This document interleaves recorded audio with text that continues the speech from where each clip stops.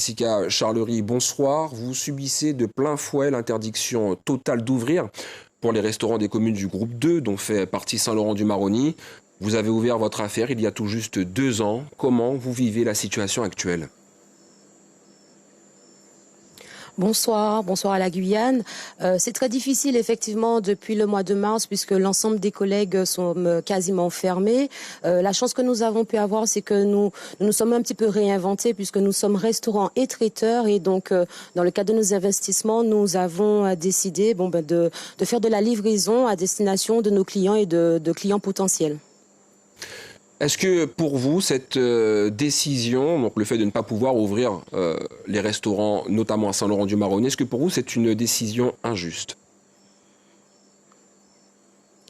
Alors, je ne dirais pas que c'est une décision injuste. C'est vrai que c'est une décision qui est difficilement acceptée par l'ensemble des collègues, puisque nous avons l'impression de subir finalement 3 sanctions. La première, lorsque l'ensemble de la Guyane effectivement était confiné et qu'il n'y avait pas de cas qui circulaient. La deuxième, lorsqu'il y a eu cette ouverture uniquement des terrasses, sachant que les terrasses sont très petites, notamment à Saint-Laurent-du-Maroni, et tout le monde n'a pas de terrasse, et avec en plus le couvre-feu. Et la troisième sanction, c'était que effectivement, on comprend qu'on soit classé, mais il aurait été plus intéressant que cette idée de territorialiser le territoire soit faite bien en amont, puisque lorsque dans l'Ouest nous n'avions quasiment pas de cas et qu'à Cayenne il y avait des cas, nous aurions pu ouvrir et permettre à nos collègues d'exercer leur activité.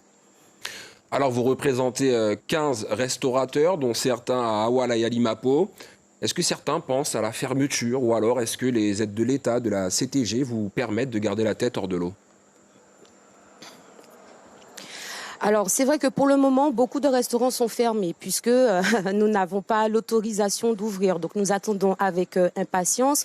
Au jour d'aujourd'hui, nous savons qu'il y a un restaurant qui ne va pas s'en relever. Un deuxième est en train de suivre. Et avec les autres collègues, nous n'avons pas eu encore le temps de nous réunir pour en discuter. Mais nous nous voyons régulièrement via WhatsApp et nous allons refaire le point. Effectivement, si à partir de septembre, nous ne pouvons pas réouvrir, il se peut qu'effectivement, il y ait plus de restaurants qui n'arrivent pas à suivre.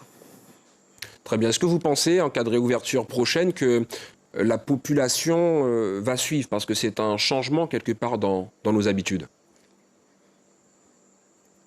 Alors oui, il y a eu beaucoup de changements et on a pu le constater puisque lorsqu'il y a eu le déconfinement, mais avec les différentes autorisations par rapport au couvre-feu, entre-temps, les gens ont changé leur consommation. Sur Saint-Laurent-du-Maroni, nous, nos clients, c'est surtout le soir. Et donc ne pas ouvrir le soir, ça crée des changements. Et même certains collègues ont pu voir qu'en ouvrant les terrasses, malheureusement, les clients n'ont pas forcément joué le jeu. Certains sont venus, mais n'ont pas forcément consommé. Je crois savoir que depuis 2 mois, vous travaillez justement à l'après-crise.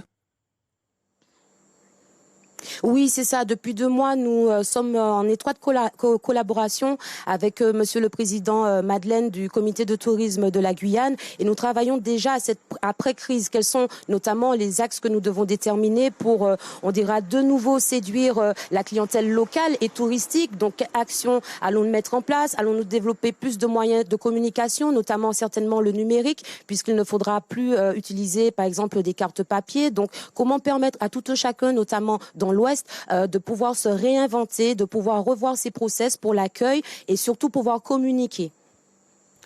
Jessica Charlery, et pouvoir communiquer sur nos restaurants. Très bien, très bien. Merci beaucoup Jessica Charlery, porte-parole du collectif des restaurateurs de Saint-Laurent-du-Maroni, d'avoir répondu à nos questions.